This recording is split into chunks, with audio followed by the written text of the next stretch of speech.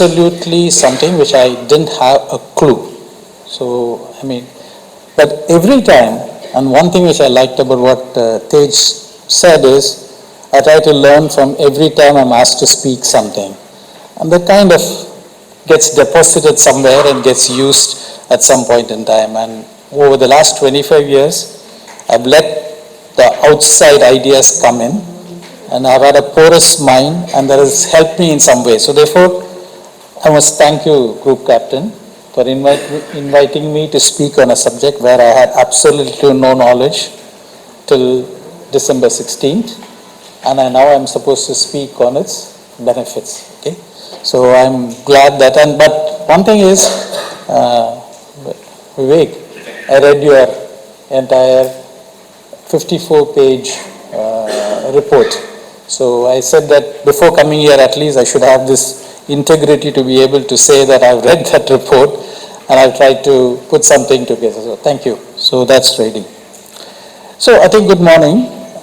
When we talk about innovation in industry today, and I'm a victim of that because I come from a very large group which invests quite a lot, and I was a bit embarrassed when you could have just removed that 12,000 crore investment. When this guy is talking about we spent 2 lakhs, and then he said, I think a little bit of AI would have helped removing that sentence out of your introduction, right? I was a bit feeling embarrassed when I heard 12,000 crores, and here is Tej Kumar saying that we spent 5,000 rupees, 6,000 rupees, and my friend Venki Raja from Ramco, I have to ask him, how did you spend 5,000 rupees and then he saved 75 lakhs? So it's really, so when we talk about innovation, the conversation usually starts in the wrong place. It often starts with how much it will cost, what technology should we buy, which expert, whom do we bring, what consultant will help us. And I can tell you that this is almost the same. Whenever I talk about some ideas, people always come up with this expertise, cost, capex, and everything else. I think the paper that was released by the team from GLIM as well as TGSIN, will you keep that South India even after you go away to North India? Okay, thank you. Okay, so I was just thinking about whether you will have TGSIN or you will change it as TGNIN, TGWIN or something like that. TGWIN is also not bad. Okay, when you go to Sambhaji Nagar, you can call it as TGWIN campus. Okay, so I think it actually raised a far more powerful and uncomfortable question. Why do we assume innovation has to be expensive in the first place? If innovation required large budgets, and only large companies would innovate very well. Anyone who has led large organizations, like the one that I have led, knows that simply is not true.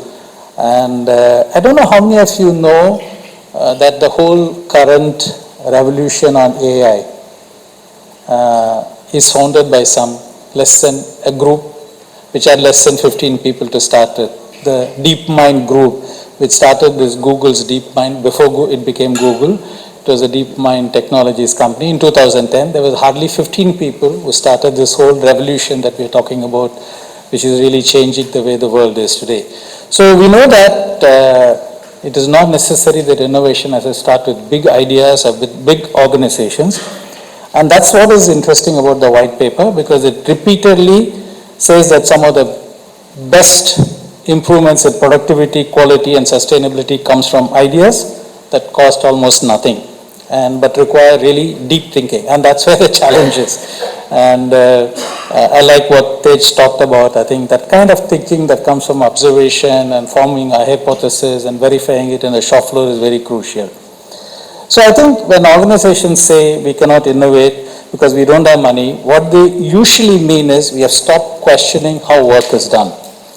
And one of the powerful statements is money does not create innovation, but constraints do.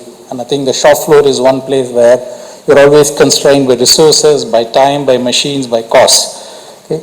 And I think this is really what the Karakuri paper highlights. So I hope that many of you will go through that paper and get a sense of how to implement it, but it's a journey. As my speakers before have said, it's a journey, it's not something which is overnight.